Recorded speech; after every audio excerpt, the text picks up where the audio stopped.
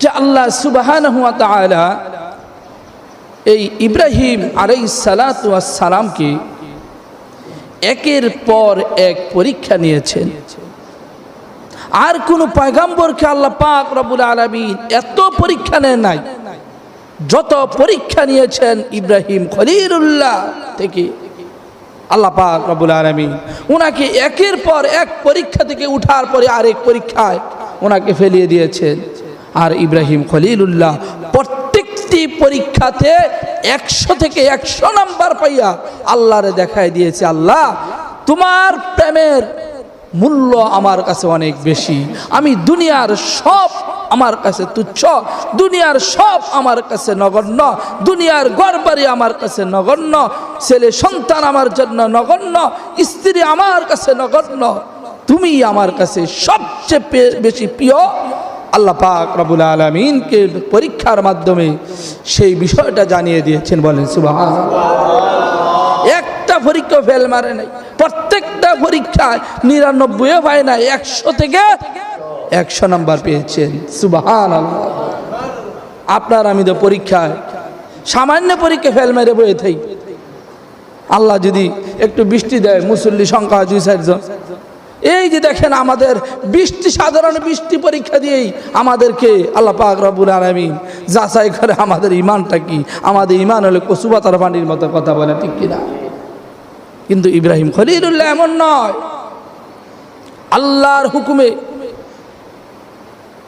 বৃদ্ধ বয়সে সন্তান পেয়ে আল্লাহর হুকুমে সেই সন্তানকে নির্বাসনে দিয়েছে। মা হাজেরা আলাইহিস সালাম, আপনাদের মনে আছে আশা করি গত সপ্তাহে বলেছিলাম, সন্তানকে নির্বাসনে দিয়েছেন। ইব্রাহিম আলাইহিস সালাতু ওয়াস সালাম এই সন্তানকে নির্বাসনে দিয়ে সিরিয়া চলে গিয়েছিলেন। আজকের আলোচনা এখান থেকে শুরু। ইব্রাহিম খলিলুল্লাহ দীর্ঘ 8 বছর পরে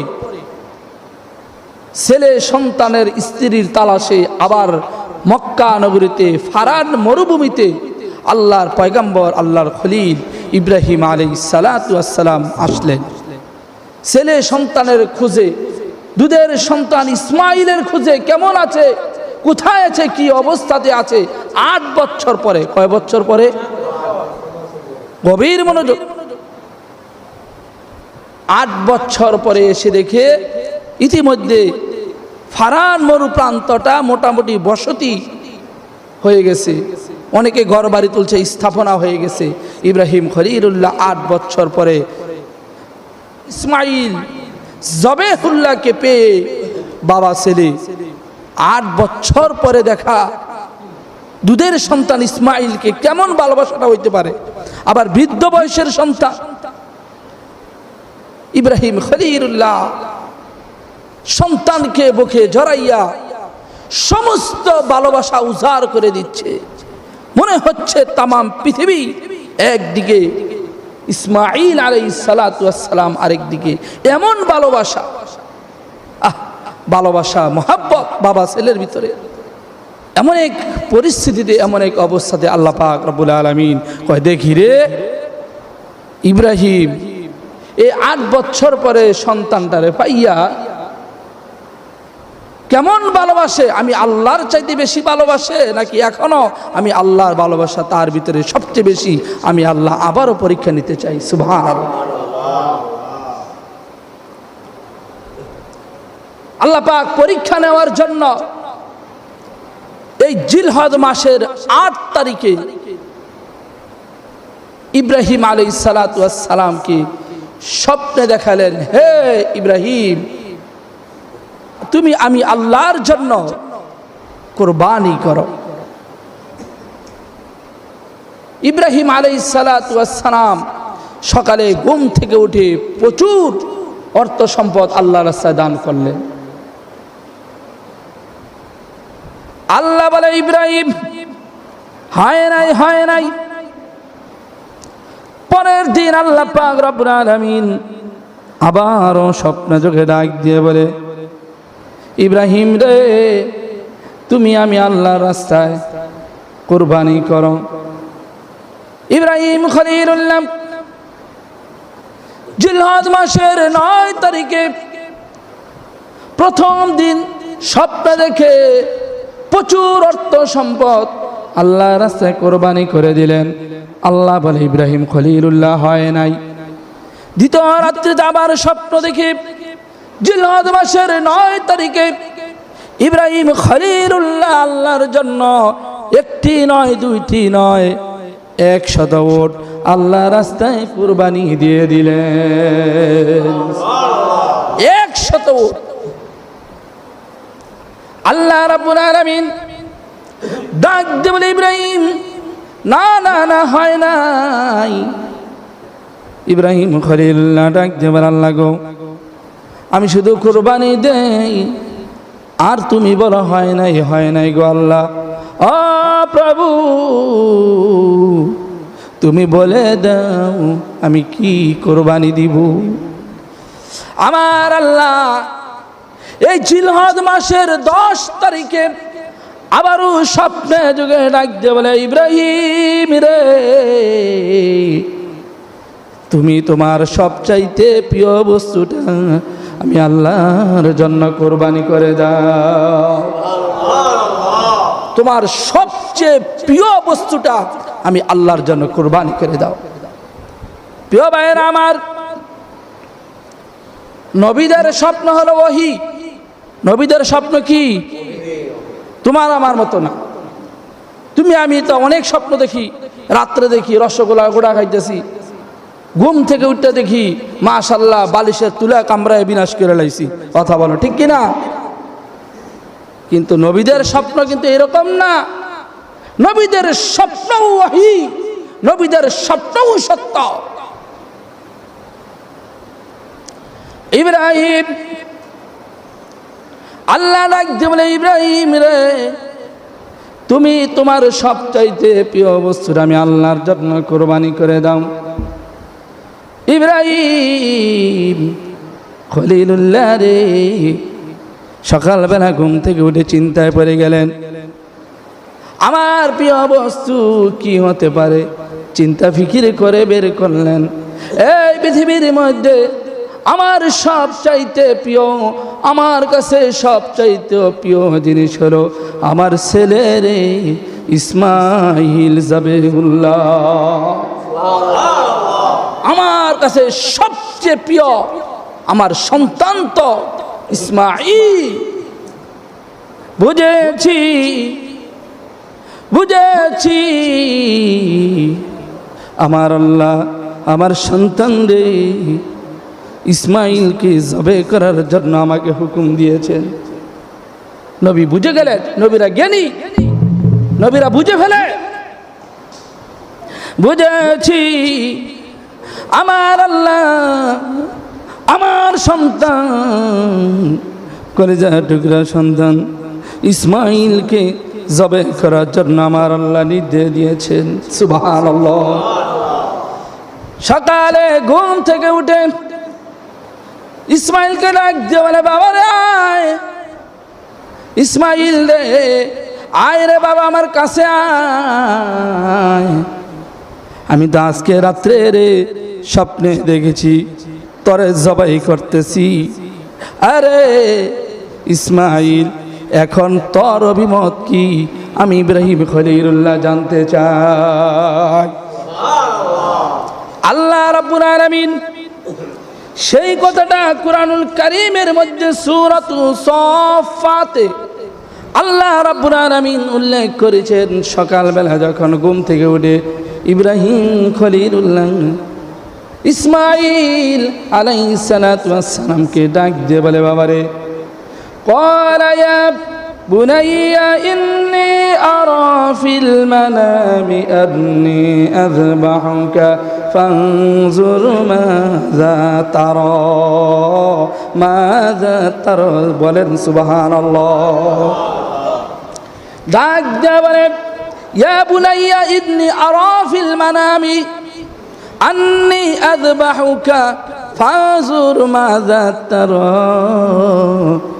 ডাক দিয়ে বলে ইসমাইল রে, আমি রাত্রে তো স্বপ্ন দেখেছি তোর আমি জবাই করতেছি, ফানজুর মাযা তারা, তোর অভিমত কি, তোর রায় কি, তোর মতামত কি, আমি ইব্রাহিম খলিলুল্লাহ জানতে চাই। বলেন সুবহানাল্লাহ।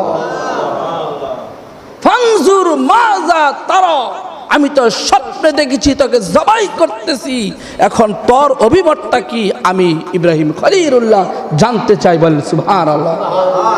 আপনারা প্রশ্ন করতে পারেন যে আল্লাহ যেখানে হুকুম করছে, হ্যাঁ ইব্রাহিম তুমি তোমার সন্তানকে জবাই করো, সেখানে আবার ইব্রাহিম খলিলুল্লাহ সন্তানের কাছে কেন জিজ্ঞেস করলেন ফানজুর মাযা তারা, হে সন্তান তোমার অভিমত কি, তোমার রায় কি? এটা তো বলা দরকার ছিল না। পয়গম্বরকে আল্লাহ পাক নির্দেশ দিয়েছেন, পয়গম্বর সন্তানের কাছে জিজ্ঞেস করার প্রয়োজন ছিল না, জবাই করে দেওয়া। এটাই ছিল আল্লাহ পাকের মহাব্বতের বহির প্রকাশ। কথা বলেন ঠিক কিনা? তারপরে তিনি কেন বললেন ফানজুর মাযা তারা? মুফাসসিরিন কিরাম ব্যাখ্যায় লিখেন যে ইব্রাহিম খলিলুল্লাহ দেখতে চান সন্তানের ভিতরেও আল্লাহ পাকের মহাব্বতটা কেমন, আল্লাহ পাকের ভালোবাসা কেমন, আল্লাহ পাকের হুকুমের কাছে সন্তান কেমন মাথা নত করে দেখতে চান। পরীক্ষা নিয়েছেন ইব্রাহিম খলিলুল্লাহ, দেখি সন্তান কি কয়। আহা, তোমার আমার সন্তান হইলে আমরা যদি আমাদের সন্তানকে বলতাম বাবারে রাত্রে বেলা স্বপ্নে দেখেছি তোরে জবাই করব, আমাদের সন্তানের বলতে বুইরার ঘরে বুইরা আর কাম পাও না, তুমি আমারে জবাই করার জন্য স্বপ্নে দেখো, মরলে তুমি মরগা, আমি মরতে পারবো না। কথা বলে ঠিক কিনা? আমাদের সন্তান যদি আমরা ডাক দিয়ে বলতাম বাবারে স্বপ্নে দেখছি তোরা জবাই কর, মায় হ্যাঁ করলে বুইরার ঘরে বুইরা স্বপ্নের আর দেখার কোনো ইয়া পাও না, তুমি আমারও জবাই করতা, তুমি মরলে মরগা। কথা বলেন ঠিক কিনা? কিন্তু নবীর সন্তান,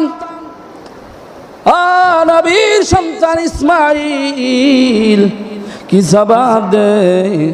ও মুসলমান ভাইরা শোনো, ইসমাইল রে জবাব দেয়, قال يا أبت افعل ما تؤمر ستجدني إن شاء الله من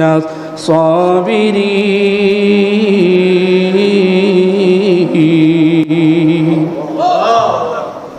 সন্তান বলেন قال يا أبت افعل ما تؤمر, ওগো বাবা স্বপ্নে যুগে আপনার রব আপনাকে যে নির্দেশ দিয়েছে, যে হুকুম করেছে, قال يا أبت افعل ما تؤمر, বাবা গো আপনি সেই নির্দেশ অনুযায়ী আপনি হুকুম পালন করেন। সুবহানাল্লাহ। নবীর সন্তান কি বলছে? ও বাবা স্বপ্নে আপনি যা দেখছেন তাই আপনি বাস্তবায়ন করুন, আল্লাহর হুকুম পালন করুন। সুবহানাল্লাহ। যেমন বাপ তেমন সন্তান। সুবহানাল্লাহ, সুবহানাল্লাহ। পৃথিবীতে এরকম ভালোবাসার দৃষ্টান্ত আপনি একটা খুঁজে পাবেন না। রবের প্রেমে যেই রকম ভাবে ইব্রাহিম খলিলুল্লাহ পাগল ছিলেন, ইসমাইল জবেহুল্লাহ ওই রকম পাগল ছিলেন। সুবহানাল্লাহ। তো জিকির করেন লা ইলাহা ইল্লাল্লাহ,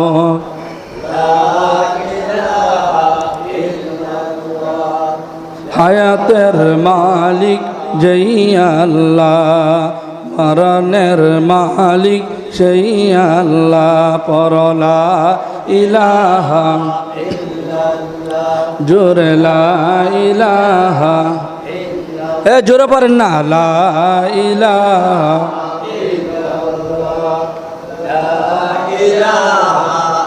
লা ইলাহা ইল্লাল্লাহু মুহাম্মাদুর রাসূলুল্লাহ সাল্লাল্লাহু আলাইহি ওয়াসাল্লাম।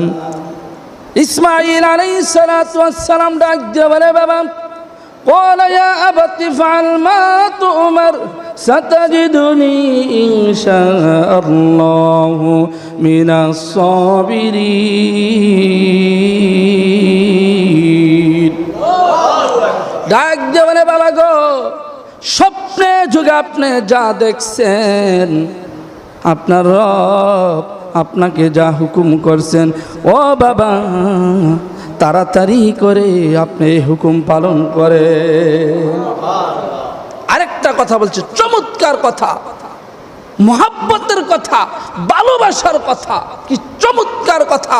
এমন একটা ছোট্ট নবীরা যে জ্ঞানী হয় তার বাস্তব প্রমাণ তার পরের অংশ। কি বলছেন? সাতাজিদুনি ইনশাআল্লাহু মিনাস সাবিরিন। ডাক দিয়ে বলে, বাবা গো, ও বাবা, আমাকে আপনি ধৈর্যশীলদের অন্তর্ভুক্ত পাইবেন।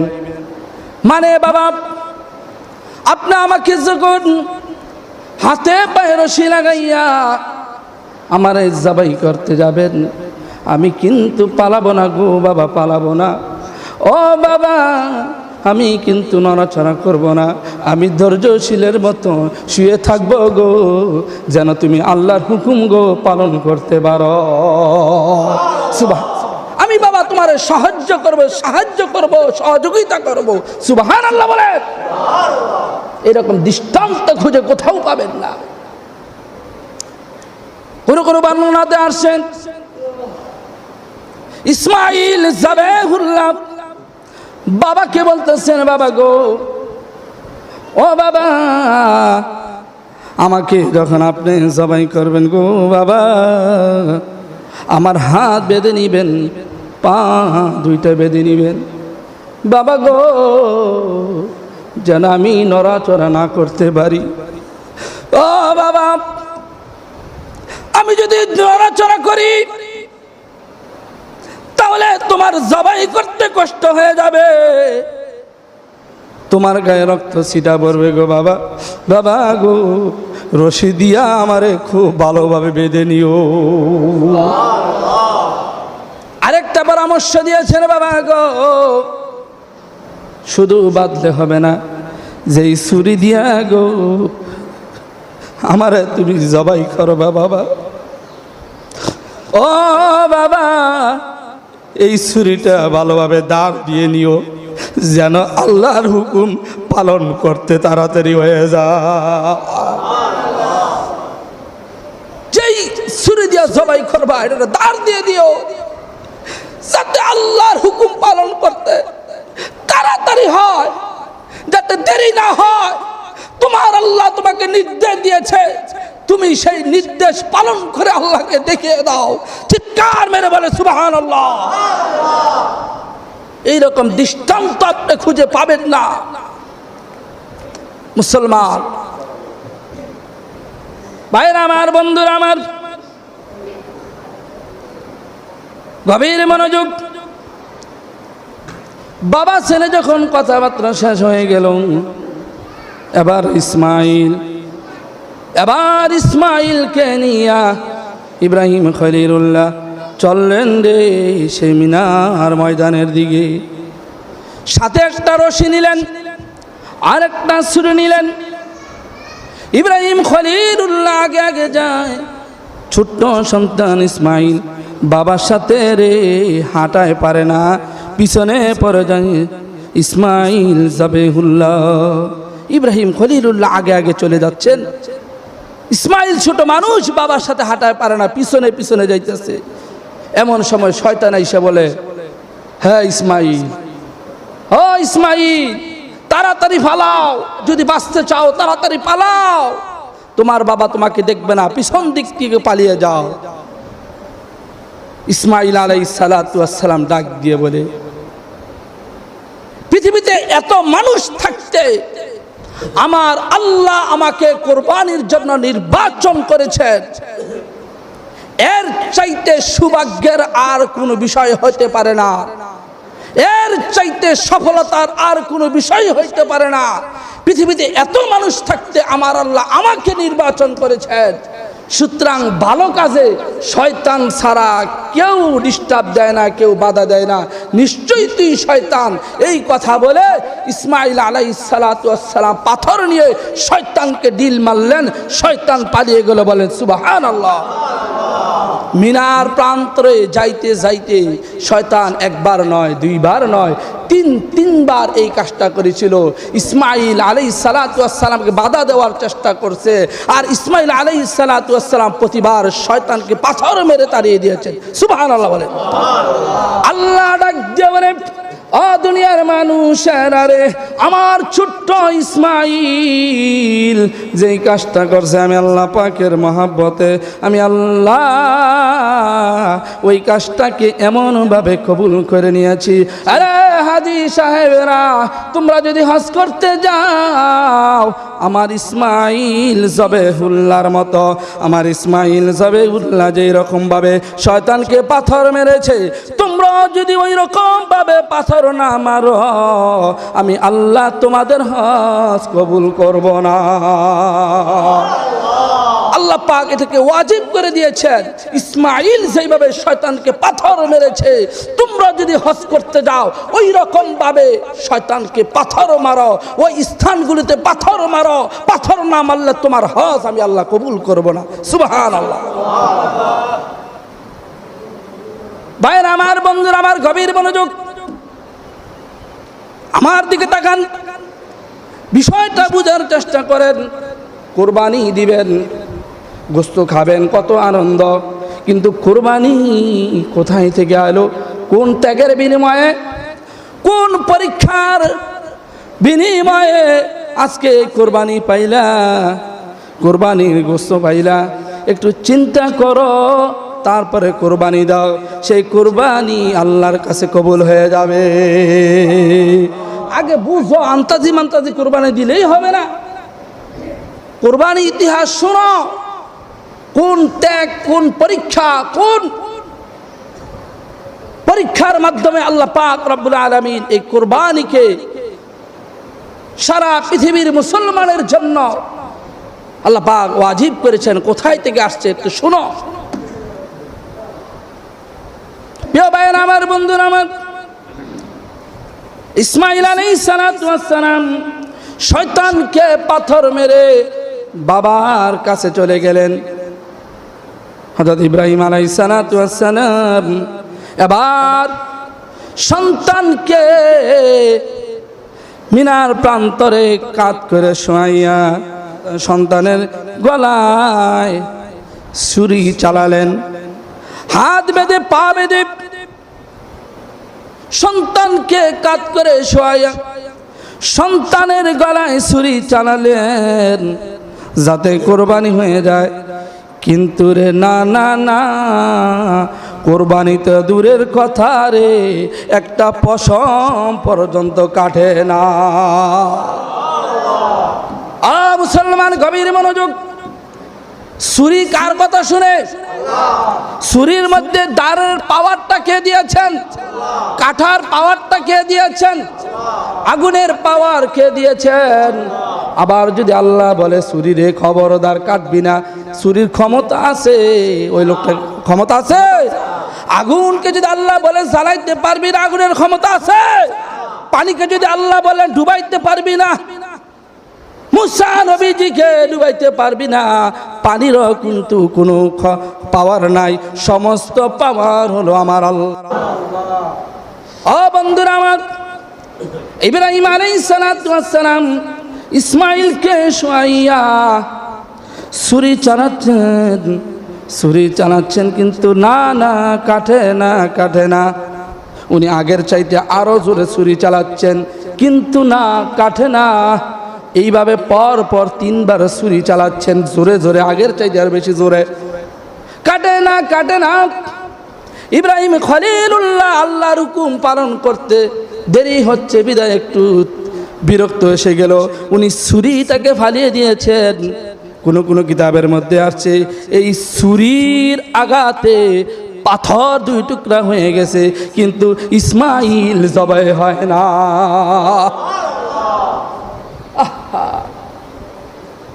ভাইরা আমার, বন্ধুরা আমার, ইব্রাহিম খলিলুল্লাহ রে ছুরি ফালাইয়া চিন্তা করতেছেন আল্লাহর হুকুম কেমনে পালন করি, কি পন্থায় পালন করা যায় তিনি চিন্তা করতেছেন। এমন সময় শুনেন মুসলমান, এমন সময় ছোট্ট নবী ইসমাইল আলাইহিস সালাম বাবাকে বুদ্ধি দেয়, বাবাকে শিখিয়ে দেয়, বাবা গো আমি তোমার বৃদ্ধ বয়সের সন্তান, কলিজার টুকরা আদরের সন্তান, তুমি আমার গলায় ছুরি চালাইয়া পোষাও কিন্তু কাটে না। আমার মনে হয় তুমি আমার প্রতি মায়ায় পড়ে গেছো, তুমি মনে হয় জোরে ছুরি চালাও না। ও বাবা একটা কাজ করো, এই যে দেখো আমার গায়ে যে পোশাকটা আছে এই পোশাকটা খুলে বাবা তুমি তোমার চক্ষুটা বেঁধে নাও, যাতে আমি সন্তানের প্রতি ইসমাইলের প্রতি তোমার নজর না পড়ে রে, আমার প্রতি যেন তোমার মহাব্বত না থাকে। ছোট্ট সন্তান শিখাই দেয় বাবা, বাবা আমার এই পরনের জামাটা খুলে তোমার চক্ষুটা বেঁধে ফেলো, আমার দিকে না তাকাইলে তোমার আর মায়া লাগবে না, তুমি আল্লাহর হুকুম পালন করতে পারবা তাড়াতাড়ি করে। ভাইরা আমার, বন্ধুরা আমার, তাই করলেন ইব্রাহিম খলিলুল্লাহ সন্তানের শিখানো অনুযায়ী ইসমাইল আলাইহিস সালামের পরনে জামাটা খুলে ইব্রাহিম খলিলুল্লাহ চোখ দুইটা বেঁধে যখন জবাই করার জন্য ঝুঁকছেন, জবাই করার জন্য ঝুঁকছেন, আল্লাহ ডাক দিয়ে বলে ফালাম্মা আসলামা ওয়া তাল্লাহু লিল জাবিন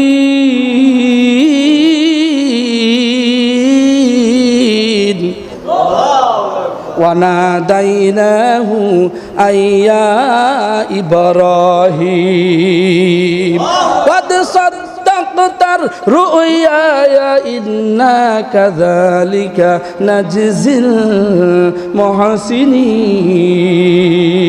আল্লাহু আকবার। আল্লাহ আল্লাহ জিবরাইলকে ডাক দিয়ে বলে, জিবরাইল আর বসে থাকিস না, আমার জান্নাত হইতে একটা দুম্বা লইয়া তাড়াতাড়ি যা রে, তাড়াতাড়ি যা, যেখানে আমার ছোট্ট পয়গম্বর ইসমাইল শুয়ে আছে, ওই আমার ছোট্ট ইসমাইলকে শোয়া থেকে উঠাইয়া ওখানে দুম্বাটা শোয়া দে।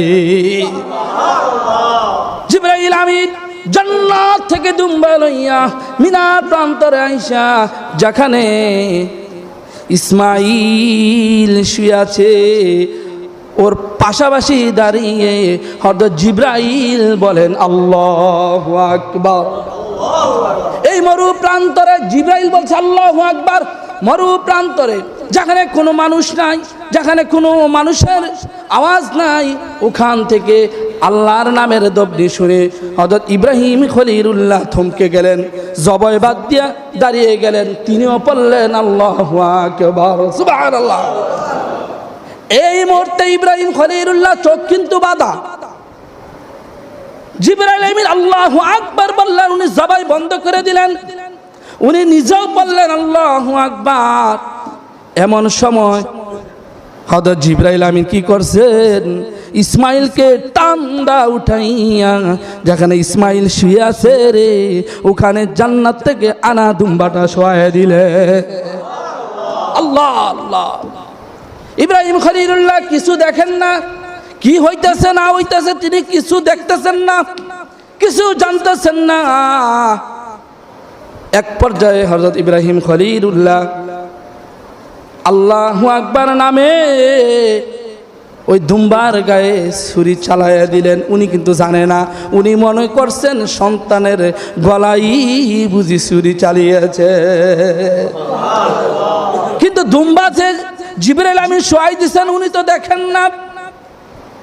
যখন এবার জবাই হয়ে গেল, রক্তগুলো গরম রক্তগুলো ইব্রাহিম আলাইহিস সালামের হাতে আইসা লাগলো। উনি খুশি, আল্লাহ গো সন্তানকে জবাই দিয়ে দিছি। উনি খুশি, আল্লাহ গো তোমার হুকুম পালন করে ফেলেছি।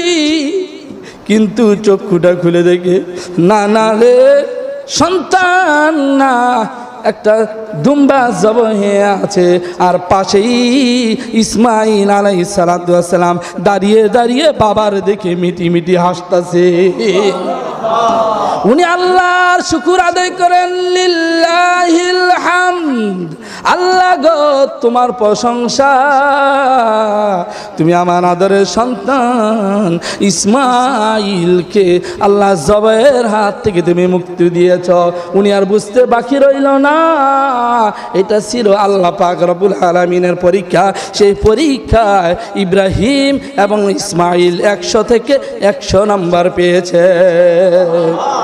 এটা আল্লাহর কথা। আল্লাহ রাব্বুল আলামিন বলেন, ফালাম্মা আসলামা ওয়া তাল্লাহু লিল জাবিন ওয়া নাদাইনাহু আইয়া ইব্রাহিম ক্বাদ সাদ্দাকতার রুয়া ইন্না কাযালিকা নাজজিল মুহসিনিন ইন্না হাযা লাহুয়াল বালাউল মুবিন ওয়া ফাদাইনাহু বিযিবহিন আযীম। সুবহানাল্লাহ।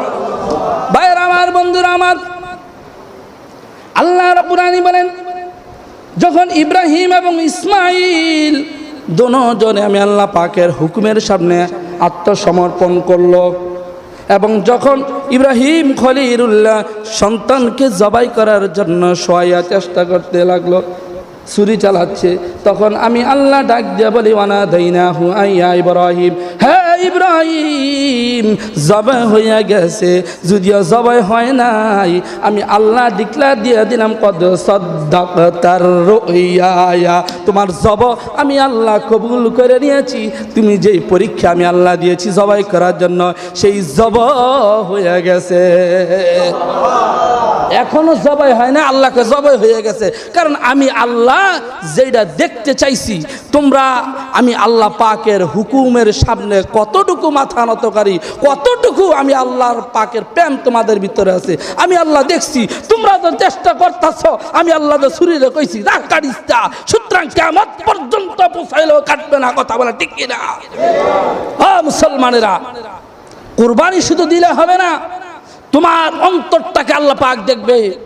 তুমি কি করতেছ? তোমার অন্তরে কি গোশত খাওয়ার নেশা, নাকি ইব্রাহিম আলাইহিস সালাতু ওয়াস সালাম যেই রকম ভাবে আল্লাহ পাকের প্রেমের পরীক্ষা দিয়েছেন, তোমার ভিতরে সেই পরীক্ষা আছে কিনা? তুমি আল্লাহকে সন্তুষ্ট করার জন্য কোরবানি দিচ্ছ কিনা? এইটাই হলো পরীক্ষা। খালি জবাই করলা আর গোশত খাইলা, 1 পয়সারও দাম হবে না যদি সেই কোরবানির মধ্যে আল্লাহ পাকের সন্তুষ্ট না থাকে, সেই কোরবানির ভিতরে আল্লাহ পাককে রাজি খুশি না থাকে, ইখলাস না থাকে, সেই কোরবানি আল্লাহ পাকের দরবারে কবুল হয় না। কথা বলেন ঠিক কিনা? এটা কি আমার কথা? আল্লাহ পাক রব্বুল আলামিন নিজেই বলছেন, লা ইয়ানালাল্লাহু লুহুমুহা ওয়ালা দিমাউহা ওয়ালাকি ইয়ানালুহু তাকওয়া মিনকুম।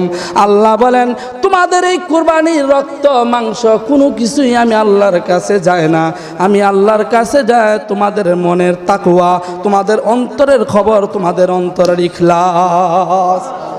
এই কারণে প্রিয় বন্ধুরা আমার, আমরা কোরবানি দেব কাকে খুশি করার জন্য? কারে খুশি করার জন্য? গোশত আপনি খাইবেন, অবশ্যই খাইবেন, আপনি নিজে খাইবেন, আশেপাশে গরিবদের দিবেন, আপনার আত্মীয় স্বজন বিয়ান, হ্যাঁ, মেয়ের শ্বশুরবাড়ি, ছেলের শ্বশুরবাড়িতে আপনি দিবেন।